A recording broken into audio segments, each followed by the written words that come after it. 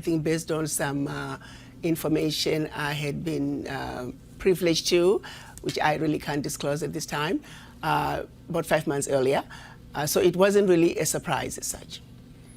And so this cause, I mean, this has been lots of discussion back and forth, obviously, from your supporters. And they say that your breakdown of the history of how modern-day Africa was created, colonization, and the control or impact France has had on many African countries is why you were let go. My supporters feel that way, and there's some suggestion and some evidence. Like I said, I'm not privy to that information, but I would.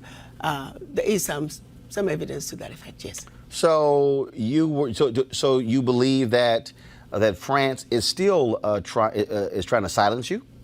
Do you believe that? Let me put it this way. Maybe I lasted longer than I probably would have based on my views on France. And it's not even my view. It's basically stating the facts in terms of what France is doing to Africa. What they're currently doing? What they're currently doing and have been doing for decades since the quote-unquote independence of the former French colonies, yes. So what is happening? Because look, the reality is a lot of Americans are not necessarily hearing about what's happening in African nations. 7 of the top 10 fastest growing economies come from Africa, but you also have a significant impact of the Chinese in many African countries as well. And so do you believe that the government of France still has a lot of control over a number of African nations, of their former colonies? They have significant control over all of their former colonies, specifically 14 of them. Just to give you the highlights of what they did when they were giving the independence, so to speak, to their former colonies, they forced them to sign a document which they are calling the Pact for the Continuation of Colonization. You have to understand, on one hand, they're saying we're giving you independence, which turned out to be mostly political independence, but that you also have to sign this document, which is titled the Pact for the Continuation of Colonization. So you're going to be independent, but you have to agree to continue to be colonized. So 2 countries said absolutely not. We are not going to sign those that document. Those 2 countries? Mali and Guinea. Okay. And what the French did, they went into those 2 countries, took everything that they thought they had brought to those 2 economies, poured concrete into the sewage pipes, and completely devastating the 2 economies. This was done as a way of letting the other countries know that if you do not sign this document, this is the fate that awaits you. How has that negatively impacted those African countries? It has impacted them terribly, terribly, terribly. If you look at it, you give up your, the Pact for the Continuation of Colonization said those countries were expected to deposit 85% of their bank reserves back then with the French Central Bank under the control of the French Minister of Finance. And should those countries wish to request some of those monies, because remember they were only left with 15% of their reserves, then they would have to submit a financial statement for the country, and if approved, they could only access up to 20% of whatever they had deposited the year before as a loan at commercial interest rates. The only difference now is the 85% deposits have now been lowered down to maybe between 50 and 60%. But the countries are still forced and required to deposit their bank reserves with the French Central Bank. So picture this situation. You are depositing all your monies with France. Should you need some of your money, you get it as a loan at commercial interest rates. So immediately, you have a credit with France, but you begin to owe France. This has been going on and continues to this day.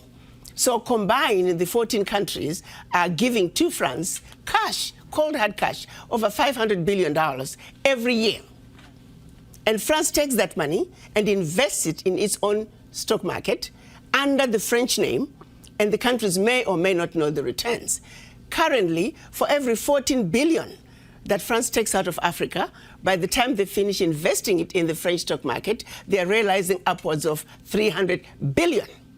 So you do the math to see how much money France is taking out of Africa every year. And yet France has the audacity to then look at African countries and call them poor countries. Why would poor African countries give $500 billion to France year in and year out?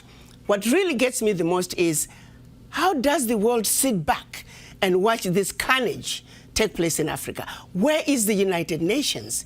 This is the body that's supposed to be looking out for any violations of human rights. It is my humble opinion that singularly, what France is doing to Africa is the biggest violation of human rights.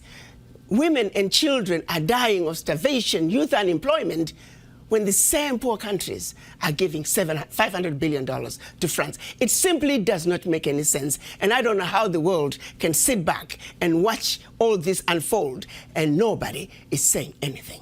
It's unacceptable. It is wrong, and we're simply asking France to do what is right, what is just, and what is fair with the Africans. I attended the event that took place at the embassy here, and we actually ran your speech. Where you gave the history of what took place and how modern-day Africa was carved up. For the folks who don't know, explain the Berlin Conference.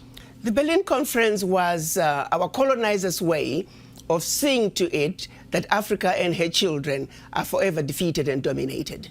They came together in Berlin at the invitation of the then Chancellor of Germany, Bismarck, to divide up Africa. 1891? November 1884 to February of 1885. Got it. They met and chopped up Africa into the tiny little economies that we see today.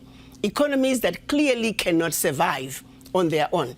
Economies that are easy to destabilize should they begin to look like they're having a leg up. Economies that will make it very difficult for these countries to trade with each other. You see, economic development is increased productivity from one production cycle to the other. If you interfere with the ability of countries to trade, you immediately mess with economic development.